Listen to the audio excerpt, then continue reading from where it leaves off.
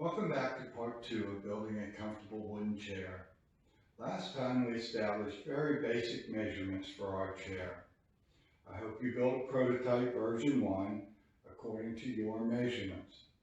This time we will work on angles between the seat and the floor and the seat and the back.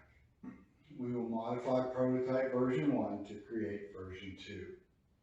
Our prototype chair has a seat parallel to the floor and the back at 90 degrees to the seat.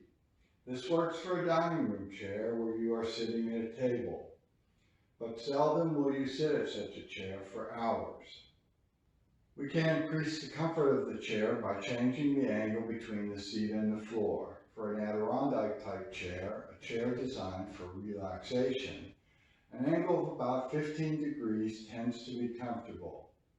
If you desire a more upright seating position, then lessen the angle. The seat to floor angle will change as you test the chair. The ideal angle will vary from person to person. Keep in mind that as you increase the angle, the chair becomes harder to get out of, but gives a more laid back feel. A lesser angle makes the chair easier to exit and gives a more upright seating position. Next is the seat to back angle. Again, this is another angle that will vary from person to person and according to the purpose of the chair. For an office chair, an angle near 90 degrees works well. For a relaxation chair, an angle of 105 degrees is a good starting point. Again, remember, people need to get in and out of your chair. If you increase the seat to back angle and it is not adjustable, then the chair will be difficult to exit for older folks, and it may feel like you are falling into it when you sit down. Remember to test entry and exit from the chair at each design stage. This is a diagram I found online. I do not know its author. It shows various measurements used for good chair design and provide comments on what happens if you ignore some of the principles.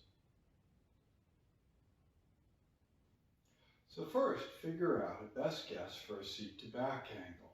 To save time, insert blocks under the front legs to increase the angle. Do this until the seat angle feels good. The height of the blocks gives the distance to raise the back legs to achieve that angle. After you raise the back legs, you can decrease the angle by inserting the block under the rear leg. Some angles will immediately feel right or wrong. Once you find the right angle, record it and modify your prototype accordingly. Next, adjust the seat to back angle. What I did was fasten the back supports with a single screw on each side. After setting an angle, I used clamps to hold the back in place. Once I found a position that was close, I secured the back with additional screws. You may find it helpful to use a 1/4-inch bolt and nut to secure the back support to the seat support. So adjust your prototype until you find a comfortable seat to floor angle and a seat to back angle that works for you. I suggest that you dial in the seat to floor angle first and the seat to back angle second. You should sit in your chair until you become uncomfortable. Our aim is to increase the comfortable sitting time at each step along the way. Again, thanks for watching.